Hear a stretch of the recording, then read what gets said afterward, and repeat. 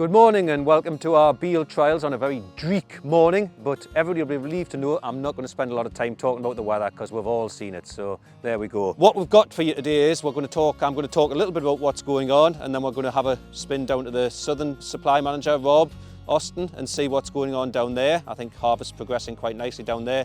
Then we're going to come back and we've got Laura Beaty, who's our seed director. We're going to talk about new varieties on the place to look out for and what's generally going on in that world. Right, okay, the month since we've been here, crops, as you can see, are maturing on. The spring crops are maturing on quite a lot.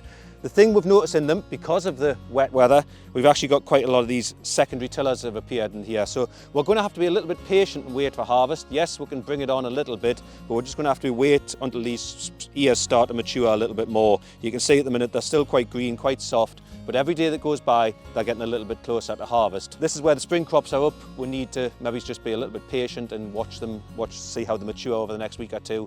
We will have an early harvest, there's nothing surer than that.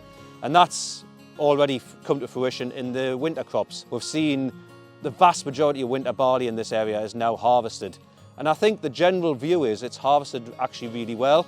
Yields are better than expected. When we're looking at these things in May, we're wondering what's going on.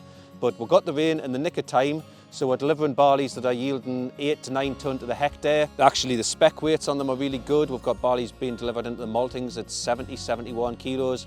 Nitrogens are low, screenings are low. So on the whole, I think everybody's quite happy with the winter barley harvest. Winter wheats, yeah, they're looking about the same. They seem to have matured quite a lot this last week or two. And yeah, I think hopefully the sunshine's given them a big spec weight as well. So hopefully yields on them will be good as well. Oilseed rape at the minute, we're just sitting waiting at the minute. Every bit of this weather that comes on, you're nervously waiting for rape, what's going to happen there. But hopefully, if we get a decent weather spell, we'll get the combines rolling in that as well. So on the whole, you know, I think we're harvest progressing nicely, albeit a week or two earlier than normal. But I think that's replicated up and down the country. So with that in mind, we'll deviate to our Southern Supply Chain Manager, Rob Austin, who's going to talk to us about what's going on down in the south of the country. Thank you, David.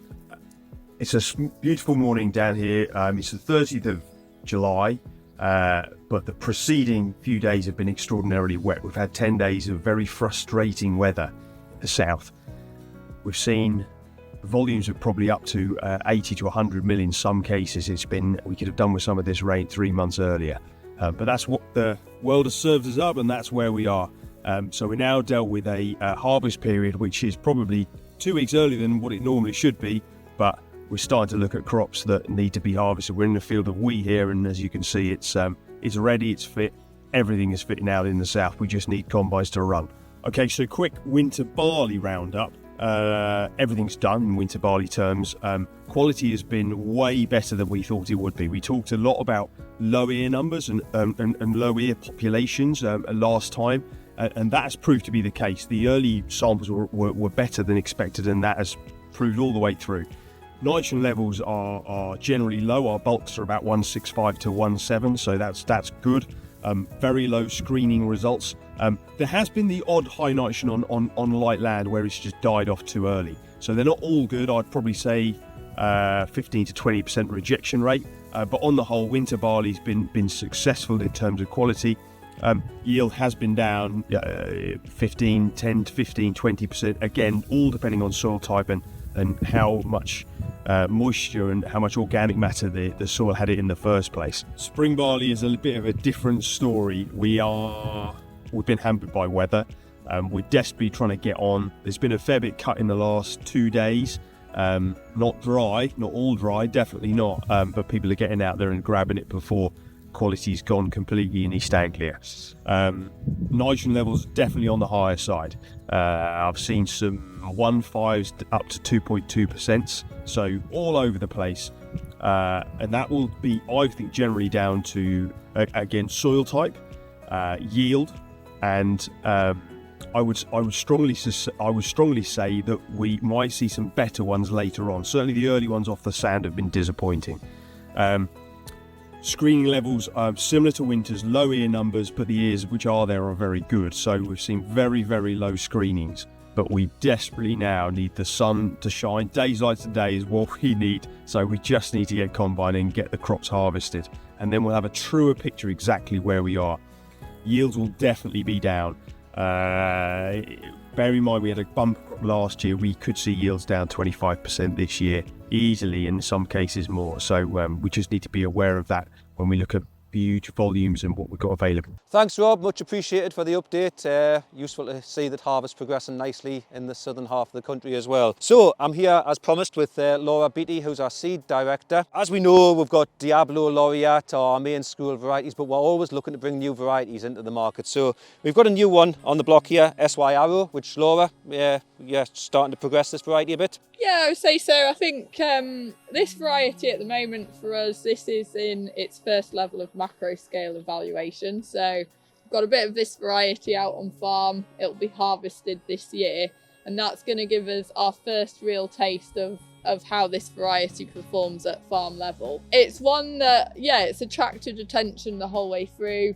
Bred by Syngenta, very similar to Laureate in terms of agronomic profile. Maybe a little bit earlier maturing, which is always something that, appeals to growers. But it's always stood out as having a very high PSY. So, really interested to see if that matches up to expectations this harvest. And, I'm sure we'll let you know how it performs. Agronomically, I've got the variety commercially on the farm here. Given the season, it actually looks to be okay on there. And I think we're all looking for a new variety, beyond the Diablo Laureate. We're always looking for something else to come in. So is there any other varieties that we're maybe having a look at as well? Yeah, I mean, this is really just one of the stream that we're looking at. I mean, as David says, we are always looking at new things. I think as good as such as Laureate and Diablo and also Firefoxx are, I think you're always wary that at some point those varieties might lose that magic, especially from a grower's point of view. We tend to see varieties can start to fall back a bit in terms of disease resistance as they get older. So it's really important that we've got that next step there in the chain, so that if we see that happen, we've got something to move on to. So in addition to SY Arrow, at this lower level of macro scale evaluation, we've also got KWS Enduris. And we've picked out Enduris because at our other trial site at Cairns last year, Enduris was a really strong yielder, formed really well up there. With that in mind, we want to see if that performance gets replicated. And then I think, it's fair to say we've also got Belter, which is still, a variety, a malting variety that's got provisional approval for malting. It hasn't got its full approval yet. Ourselves and various others did the first level of macro scale testing last year. It should hopefully complete its macro scale testing this autumn. As much as that's not a mainstream variety for us yet, it's one that we have increased the amount of area that we've put out with Belter. Again, it's a one I've had commercially for a couple of years now. Last year it did really well, or seemed to do quite well. Growers are happy with it, have come back this year, and we've got a bit of it in commercially again this year. And again, given the season, looks as good, if not better than anything else out there. Yeah, I mean, Belter, what stood out with Belter is very strong agronomic yields. So from a grower's point of view, there's a lot to like about it. A good disease profile. Belter's bred by Cobra, so slightly different business coming into the breeding world in the UK. And I mean, they've got a lot of very strong material at the moment. Belter is just the first of many, I imagine. I think it's that excellent yield, looks to be ticking the boxes from our point of view through the maltings and for the end user customers that have tried it so far. Maybe a little bit later maturing than Laureate. It sits at a +2, so that puts it between Diablo and Laureate. But generally a really strong package, and certainly one to watch. Good, thanks Laura. And as well as these, we've got half a dozen other varieties which, they're very much in their infancy, so they're not ones more to look out for the future on there, aren't they? We do have a few varieties further down this trial site. Those varieties are all at the recommended list candidate stage, so I would expect to see a couple of those maybe get through onto the recommended lists this year, and if they achieve that, that's the point at which they then go into macro scale evaluation for malting. So I think there's always plenty coming along in the pipeline. It's just trying to pick out what's going to offer the best mix of traits, both for the grower and for the end user. Thanks Laura. So next time we'll be back here, in I would think probably 2 to 3 weeks, when we're harvesting these trials. Hopefully, you know, weather will allow us to do that within a good period of time. And we'll get an idea of what's going on with the yields. So again, you know, thanks to everyone for following the YouTube channels this year and the videos. Thanks to Laura and Rob for their input into it.